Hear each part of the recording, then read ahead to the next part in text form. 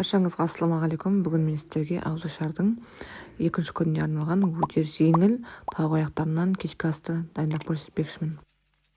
Мен көбінесе ауызашарда осындай жеңіл тағамдарды жасағанды жақсы көремін. Енді осы тауық аяқтарының үстінен арнайы дәмдеуіштерді саламын. Соя құямын көз мөлшерімен, сосын аз мөлшерде сұйық май, содан соң барып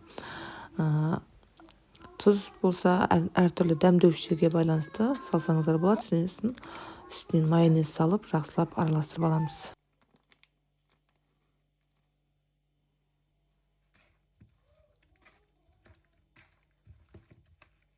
Ал сіздер ауызашарда қандай тағамдар жасайсыздар, төмендегі комментарийға жазып қалдырсаңыздар және де бөлісіп кетсеңіздер.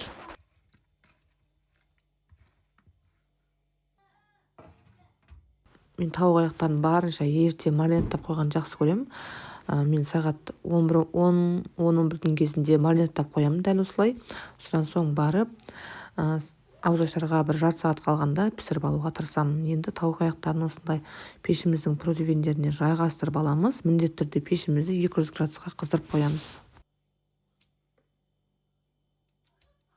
Қаншалықты ерте осылай маринадтап қойсаңыздар өздеріңізге жақсы, мүмкін алдын ала бір күн алдын маринадтап қойсаңыздар да болады.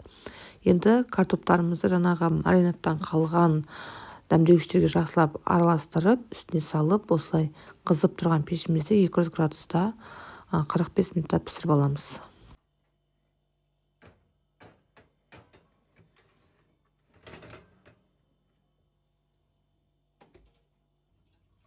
Гарнирге мен күрішті жасағалы жатырмын. Күрішімізді мен көз мөлшерінен шай кесемен 3 кесе салдым. Енді жақсылап жуып тазалап аламыз.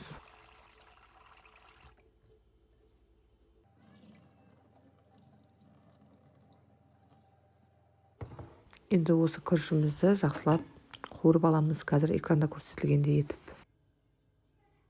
Ыдысымызға аздап сұйық май құямыз, сосын осылай көрсеңіздер болады, қызғанын. Енді үстіне күрішімізді салып, жақсылап қуырып аламыз.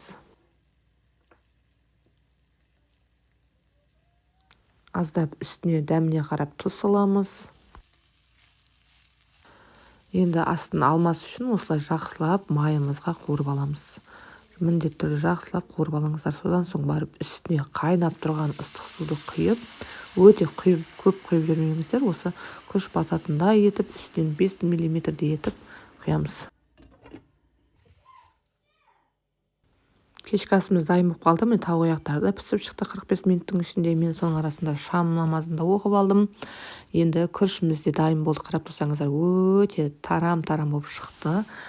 Енді осындай әдемілеп, сәндеп тамағымызды ұсына берсек болады.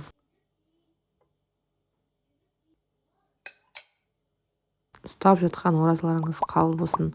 Достар, және де менің YouTube каналыма тіркеліп, лайк басып, комментарий қалдырып кетсеңіздер, сіздер үшін мен осы ораза айында көптеген рецепттермен бөлісетін боламын. Тамағымыз дайын болды. Енді дәл осылай әдемілеп, сәндеп ұсына берсек болады. Келесі видеомда кездескенше сау болыңыздар.